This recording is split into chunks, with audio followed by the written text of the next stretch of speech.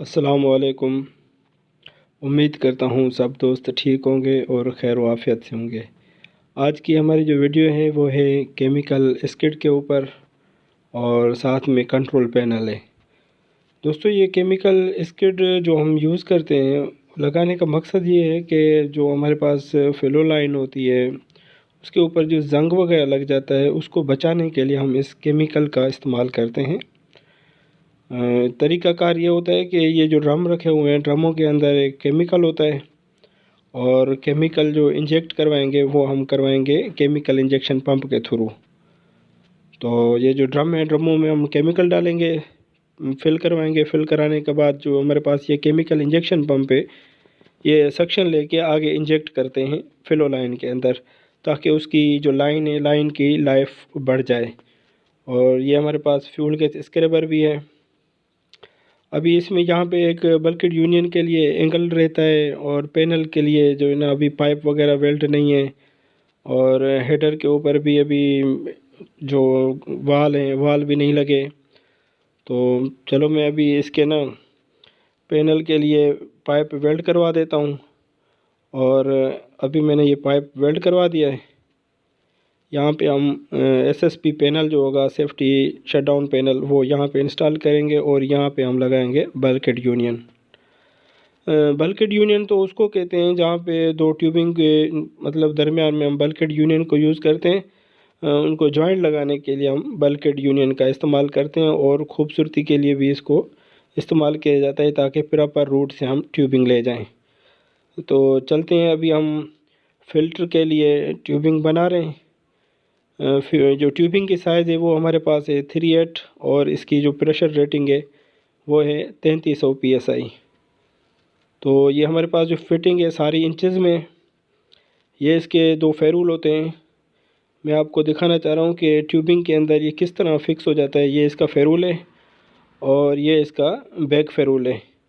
तो हम लगाने का मकसद इस तरह होता है, हम इस तरह लगाते हैं। जो बैक फेरूल होता है उसकी जो कार्नर वाली साइड है वो हम ऊपर लगाते हैं, और जो फ्रंट फेरूल है उसकी हम जो छोटी साइज़ होती है वो ऊपर करते हैं और जो बड़ी साइज़ है वो उसको हम नीचे रखेंगे। उसके बाद हम ट्यूबिंग में जहाँ पे हमें कनेक्ट करनी है टी में लगा देंगे। फिर उसके अंदर डालेंगे ट्यूबिंग डालने के बाद फिर हम इसको करेंगे टाइट। तो चलते हैं, अभी हम इसको करते हैं टाइट। जब हम इसको टाइट करेंगे तो यहाँ पे ये फिक्स हो जाएगी। इसके अंदर ये जो है ना 3300 PSI इसको ये बर्दाश्त कर लेगा इसका फेरूल। फिटिंग इसी हिसाब से होती है। ये जो है ना मेटल टू मेटल होता है, यहाँ से कोई लीकेजिंग वगैरह नहीं होती। तो ये बिल्कुल इजी तरीका है और ये तम बहुत ही अच्छी फिटिंग है। ये सेवेज लॉक की फ़िटिंग होती है। तो दूसरी साइड पे भी मैं इसका फेरूल लगा देता हूँ, क्योंकि हमें ये छोटा सा एक निपल चाहिए फिटिंग के लिए। तो मैं निपल तैयार कर देता हूँ। ये भी मैं आपको चेक करवा देता हूँ कि किस हिसाब से इसका फेरूल कनेक्ट हो चुका है इसके अंदर।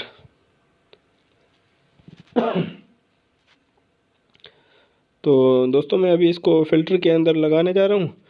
फ़िल्टर हम इसीलिए यूज़ करते हैं, केमिकल इंजेक्शन के ऊपर हम इसको यूज़ करते हैं। और ये सक्शन, जहाँ पे केमिकल का इंजेक्शन पंप का सक्शन होता है वहाँ पे हम इसको लगाते हैं, ताकि जो केमिकल ड्रमों के अंदर थोड़ा बहुत कचरा होता है वो अगर कचरा आ भी जाए तो ये फ़िल्टर के अंदर इधर ही पड़ा रहेगा, आगे नहीं जाएगा पंप के अंदर। क्योंकि पंप के जो पिस्टन वगैरह होते हैं वो ख़राब हो जाते हैं या डिस्चार्ज बनाने में फिर ये दुश्वारी होगी। चलो मैं फ़िल्टर को अभी इंस्टॉल कर देता हूँ। केमिकल इंजेक्शन पंप हमारे काम जो करते हैं वो सक्शन लेते हैं। सक्शन लेके फिर हम इसको इंस्ट्रूमेंट एयर देते हैं। एयर देने के बाद जितनी इसकी हम बिलीडर जो है, बिलीडर को जितना खोलेंगे, मतलब ये जितना सांस ज़्यादा लेगा उतना जो है ना डिस्चार्ज ज़्यादा बनाएगा, और जितना हम इसका बिलीडर कम खोलेंगे उतना ये स्लो चलेगा। तो ये स्ट्रोक मारता रहता है। और ये जो है ना फिलो लाइन के अंदर जितना भी केमिकल होता है वो फिलो लाइन के अंदर ये इंजेक्ट करवाता है। वो तो मैंने आपको पहले ही बता दिया था कि इंजेक्ट हम इसलिए करवाते हैं कि लाइन की जो है वो लाइफ बढ़ जाती है, अंदर जंग वगैरह नहीं लगता। तो चलो हमने अभी फ़िल्टर भी लगा दिया है। अभी हम इसकी सक्शन वाली ट्यूबिंग भी कर देंगे।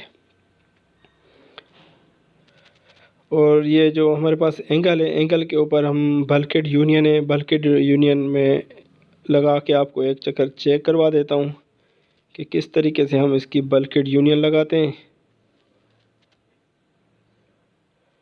चलो अभी मैंने इसकी बल्कहेड यूनियन लगा दी है, इसको मैं भी टाइट कर देता हूँ।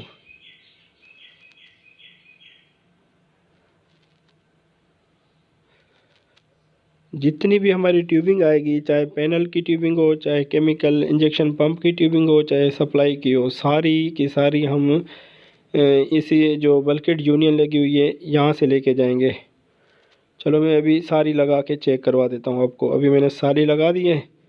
जितनी भी ट्यूबिंग होगी यहाँ से आके फिर वो आगे चली जाएगी, कोई फ्लो लाइन के ऊपर जाएगी, कोई वेलेट के ऊपर जाएगी, जहाँ जहाँ पे लगनी होगी वहीं पे वो चली जाएगी। तो अभी मैंने इसकी सक्शन लाइन भी लगा दी है, ये केमिकल मेरी एक साइड रहती है, इसको मैं कनेक्ट कर देता हूँ।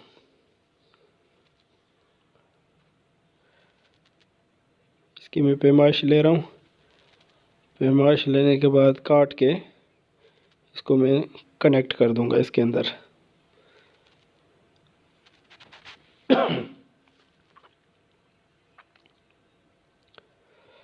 ये ट्यूब कटर है, ये एसएस ट्यूबिंग के लिए हम इसको यूज़ करते हैं। और ये जो लगी हुई है ये है जीएलजी कैनको कंपनी की है। जीएलजी से सिर्फ ये होता है कि हम इसमें जो लिक्विड होता है ड्रम के अंदर, वो हम देख सकते हैं कि इसके अंदर कितना केमिकल अभी मौजूद है। और जो जब पंप चलाते हैं, जब वो पंप स्ट्रोक मारता है तो इसके ऊपर एक स्केल भी बनी हुई है कि कितने टाइम के ऊपर कितना स्ट्रोक मार रहा है।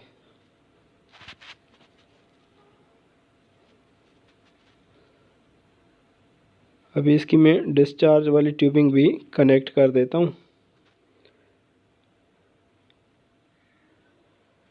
और यहाँ पे मैंने एक पैनल के लिए एक पुल पुश इंस्टॉल किया है। ये हम फ्यूजिबल के लिए इसको इस्तेमाल करेंगे, ताकि खुदा न खास्ता अगर कहीं पे भी आग वगैरह लग जाए तो ये ऑटो पे सिस्टम हमारा बंद हो जाए। क्योंकि वेल्ड का सारा कंट्रोल जो होता है वो इस पैनल के ऊपर होता है। अभी मैं इन जो केमिकल इंजेक्शन पंप है इनकी सप्लाइयों के लिए हेडर से सप्लाई लेंगे। एक हम रेगुलेटर का भी यूज़ करेंगे यहाँ पे। ठीक है, इन और आउट का ख़ास ख्याल रखना होता है। जहाँ से हेडर होता है वहाँ से इसकी इन होगी और जो इसकी आउट निकलेगी वो चली जाएगी केमिकल इंजेक्शन पंप के अंदर।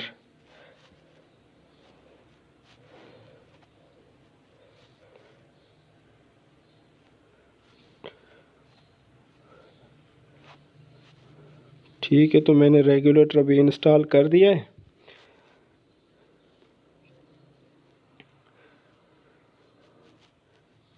और ये ऊपर वाली जो एसेसरीज़ होती है केमिकल के ऊपर, इसमें एनआरबी भी लगी हुई होती है, ताकि जो फ्लो लाइन का प्रेशर है वो रिटर्न इस पंप के अंदर ना आए। और बैक साइड पे हमने नाइट्रोजन के लिए एक स्टैंड भी तैयार करवाया है। तो इसको अभी मैंने पेंट नहीं करवाया, पेंट भी करवा देता हूँ। यहाँ पे हमारे दो सिलेंडर आएंगे नाइट्रोजन के। और ये वाला जो है ऑटो ड्रेनर है, अगर फ्यूल के स्क्रैबर के अंदर मॉइस्चर वगैरह आता है तो वो यहाँ से ऑटो पे रिलीज़ हो जाता है। तो अभी मैंने सप्लाई की ट्यूबिंग भी बना दी है इसकी।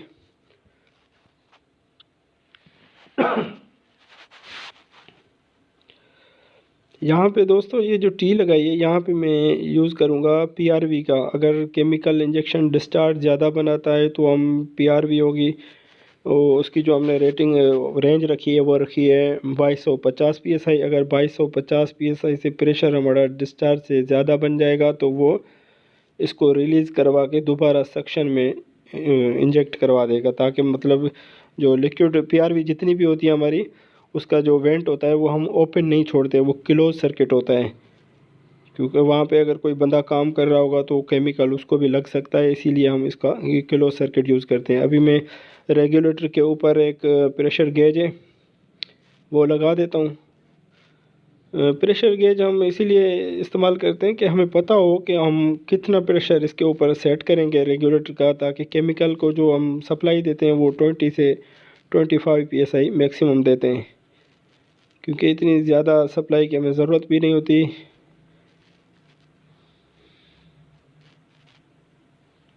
बीस से 25 PSI तक ये केमिकल इंजेक्शन पंप अच्छे तरीके से चलते हैं,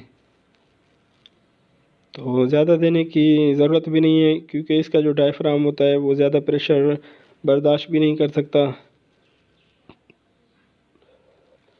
इसको टेफ्लॉन लगा के अभी इसको PCB के ऊपर लगा देता हूँ। फिर रेगुलेटर के ऊपर ये जो एडजस्टमेंट, मैंने एक पहले भी एक वीडियो बनाई है रेगुलेटर के ऊपर, अगर आपने नहीं देखी तो आप उसका लिंक डिस्क्रिप्शन में देख सकते हैं कि PCB कैसे काम करता है, इसके अंदर कौन कौन सी चीज़ें लगी होती हैं, किस तरह का फॉल्ट आता है। चलो ठीक है, अभी मैंने PCB के ऊपर गेजेस लगा दिए, दोनों PCB भी लगा दिए। और यहाँ पे केमिकल हम जो फिलिंग करेंगे, फिलिंग करने के लिए अभी हमारे पास एक फिलिंग पंप अवेलेबल नहीं है, वो भी हम इसके ऊपर इंस्टॉल करेंगे, ताकि ड्रमों के अंदर केमिकल जो फिल करेंगे तो वो फिलिंग पंप के ऊपर ही करेंगे। मैंने अभी पैनल के ऊपर पुल पुश इंस्टॉल कर दिया है, अभी हम इसका पैनल भी इंस्टॉल कर देते हैं, SSP पैनल जो है, और बाकी इसकी जो फिटिंग वगैरह है वो कंप्लीट कर देते हैं।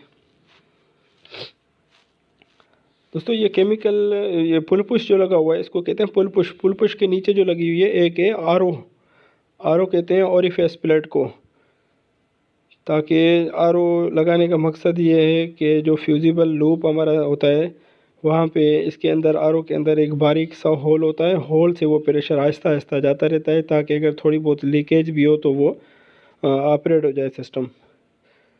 हमने पैनल अभी इंस्टॉल कर दिया है। इन पैनल के ऊपर दो प्रेशर स्विचेस हैं, एक ESD बटन है, एक पुल पुश है, और बाकी कुछ गेजें वगैरह हैं और PCB हैं। और दूसरी साइड से हमने ESV के लिए एक पुल पुश भी लगा दिया है। और ये केमिकल के ऊपर हम एक गेज भी लगाएंगे।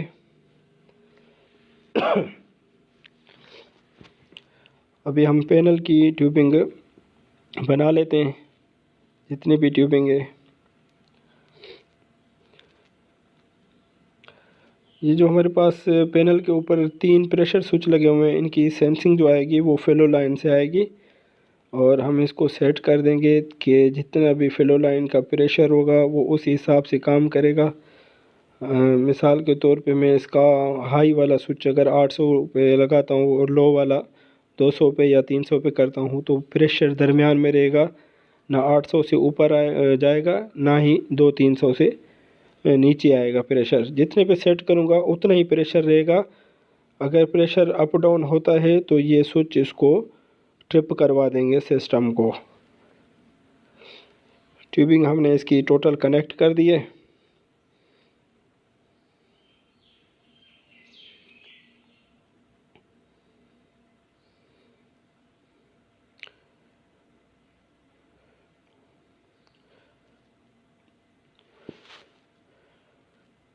तो अभी हम इसका नाइट्रोजन भी मैंने लगा दिए हैं। अभी हम इसको करेंगे कैलिब्रेट करने के लिए हमें इंस्ट्रूमेंट एयर की ज़रूरत पड़ती है। उसके लिए हम एक नाइट्रोजन सिलेंडर मौजूद है, और ये वाली जो है सेंसिंग की ट्यूबिंग है, यहाँ से हम हाइड्रोलिक पंप लगा के इसको सेंस करवाएंगे। तो और ये वाले जो हैं दो हमारे प्रेशर स्विच हैं, ऊपर वाला हाई है स्विच और नीचे वाला हमारे पास प्रेशर स्विच लो है। अभी हम जो ट्यूबिंग हमें जंपर वगैरह करनी है उनको हम जंपर कर लेते हैं, जिनको प्लग करना है उनको प्लग कर लेंगे, क्योंकि अभी साइड पे ये स्किड गई नहीं है, इसी वजह से हम पैनल को यहीं पे ही कैलिब्रेट करेंगे। कैलिब्रेट करने के लिए जो ट्यूबिंग ओपन पड़ी हुई है उसको जहाँ पे हमें जंपर करने हैं वहाँ पे जंपर करेंगे। ESD की जो 2 ESD और फिर हम ESD होती है उन दोनों को हम जंपर करेंगे। बाकी जो ESV वाली ट्यूबिंग जा रही है और SSV और फ्यूजिबल, इन 3 ट्यूबिंग को मैं डेड प्लग कर दूंगा ताकि हमारा प्रेशर ज़ाया ना हो। तो ESV के ऊपर भी मैं प्लग कर देता हूँ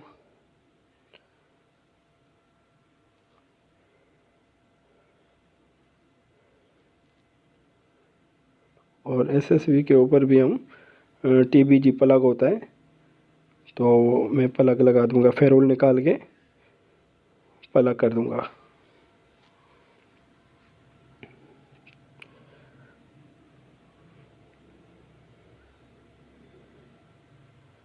ठीक है, तो दोस्तों मैंने अभी जितनी ट्यूबिंग थी उनको प्लग कर दिया है। अभी मुझे जो जंपर करनी थी ना, ESD 2 ESD और फ्राम ESD, ये आपस में मुझे जंपर करनी है क्योंकि ये ट्यूबिंग अभी वहाँ पे गई नहीं है। ये जो जाती है ट्यूबिंग मेन गेट जहाँ पे होता है हमारा, वहाँ पे हम एक स्टैंड लगा के ESD का बटन लगाते हैं कि खुदा न खास्ता अगर कोई मसला हो जाता है तो वहीं से हम इसको सिस्टम को बंद कर सकते हैं। गेट की मतलब गेट के नज़दीक ही लगाते हैं इसको, तो गेट की तरफ ये स्टैंड लगेगा, वहीं से हम इसको ऑपरेट करवा सकते हैं। और ये हमारे पास नाइट्रोजन सिलेंडर है, इसके अंदर 1800 प्रेशर मौजूद है। तो हमें जो सप्लाई चाहिए होती है वो मैक्सिमम 60-70 काफ़ी होती है चेक करने के लिए सिस्टम को।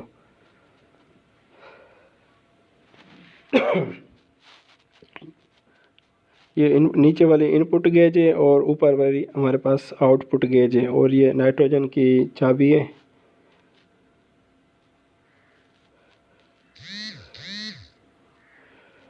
सप्लाई अब हम पैनल को दे देते हैं यहाँ से।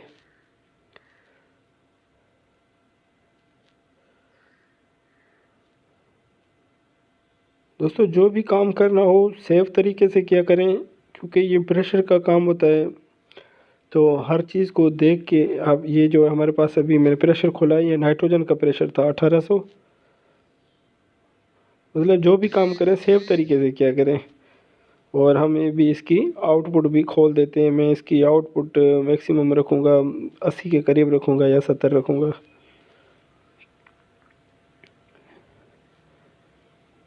तो ठीक है, अभी मैंने इसको सप्लाई दे दी है। सप्लाई देने के बाद इसका मैं वाल भी खोल देता हूँ। अभी हमारे पास सप्लाई पहुँच चुकी है। ठीक है, पैनल के ऊपर सप्लाई पहुँच चुकी है। मैं इस पुल पुश को मैनुअली ओपन कर दूंगा और इसको भी जो ESV का बटन है उसको भी मैं ऑन कर दूंगा। नीचे से एक पिन होती है, पिन फंसा दूंगा। जैसे ही बैक प्रेशर आएगा तो ये ऑटो पे इसकी पिन नीचे आ जाएगी। ये एक किस्म की एक रिले है। रिले मैनुअल भी काम करती है, ऑटो पे भी करती है। और ये है हमारे पास फ्यूजिबल लूप के लिए एक पुल पुश रिले। इसकी भी इस तरह खींच के मैं इसके नीचे एक पिन फंसा दूंगा। और जो हमारा ESD वाला बटन है उसको भी मैंने नॉर्मल कर दिया है। नॉर्मल से मुराद ये है कि मैंने उसको दबा दिया है ताकि उसकी आउटपुट आगे चली जाए। तो अभी मैं इसका प्रेशर का जो स्विच है हमारे पास उसका मैं प्रेशर बढ़ा देता हूँ।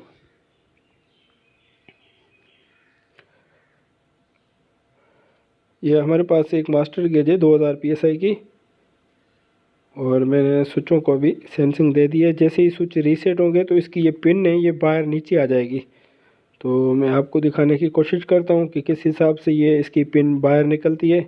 जैसे ही स्विच हमारे रीसेट होते हैं, रीसेट दोस्तों वहाँ पे होते हैं जहाँ पे इसका ऑपरेट और रीसेट के दरमियान में जो भी प्रेशर होता है उसको हम डेड बैंड कहते हैं। तो पिन अभी नीचे आ चुकी है, मतलब अभी हमारा सिस्टम सारा ऑटो पे आ चुका है। तो अभी जब ये सिस्टम हमारे ऑटो पे आता है उसके बाद हमारा अगर प्रेशर हाई या लो होता है जो हमने सेट किया है तो इसकी आउटपुट जो ESV और SSV के ऊपर जाती है वो बंद हो जाएगी। और जो ESD लगी हुई है पैनल ESD, वहाँ से अगर हम ऑपरेट करेंगे मैनुअल फिर भी ये सारा सिस्टम बंद हो जाएगा। अगर मेन गेट के ऊपर हम जो ESD लगाएंगे अगर वहीं से ऑपरेट करते हैं फिर भी हमारा सारा सिस्टम बंद हो जाएगा। और जो मेन चीज़ है वो ये है कि इसके अंदर एक फ्यूजिबल सिस्टम होता है फायर का। खुदा न खास्ता अगर कहीं पे भी फायर होती है तो फायर होने की सूरत में हमारा सिस्टम ऑटो पे बंद हो जाता है, उसको बंद करने की ज़रूरत नहीं पड़ती ताकि नुकसान ज़्यादा ना हो।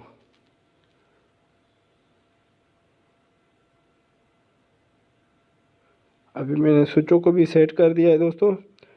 हाई वाले स्विच जो रखे हैं मैंने वो रखे हैं 800 पे, और जो लो वाला स्विच है वो रखा है 85 PSI पे। मतलब वेल का प्रेशर जो होगा 800 से ज़्यादा नहीं होने देगा ये स्विच, और 85 PSI से कम नहीं होने देंगे फ्लो लाइन का प्रेशर। तो दोस्तों अभी हमारा सारा पैनल रेडी है, आप देख सकते हैं। मुकम्मल मैंने वीडियो बनाई है इसकी, ताकि जो नए दोस्त आते हैं उनके लिए समझने में आसानी हो जाए। क्योंकि ये जो नोमेटिक सिस्टम है अभी तो कम हो रहा है यूज़ फील्डों के अंदर, क्योंकि अभी सारा इलेक्ट्रॉनिक्स आ चुका है। तो ये मेरी शुरू वाली जो वीडियोज़ हैं वो नोमेटिक के ऊपर है। उसके बाद मेरी जितनी भी वीडियोज़ आएंगी वो मैं बनाऊंगा इलेक्ट्रॉनिक्स के ऊपर। अभी हमारी स्किड कंप्लीट है। इनके स्विच भी मैंने कैलिब्रेट कर दिए हैं, और ट्यूबिंग जितनी भी थी वो सारी हुकअप कर दी है। ये ऊपर वाली जो गेज है वो ESD की है, और ये वाली जो ऊपर वाली है ये है SSV के ऊपर, और पुल पुश भी SSV का है। और दो जो स्विच लगे हुए हैं वो भी SSV के हैं, और नीचे वाले एक पुल पुश और एक स्विच ESV के लिए और दूसरा पुल पुश फ्यूजिबल के लिए। तो यहाँ पे मैंने टैगिंग भी कर ली है कौन सी ट्यूबिंग कहाँ जानी है।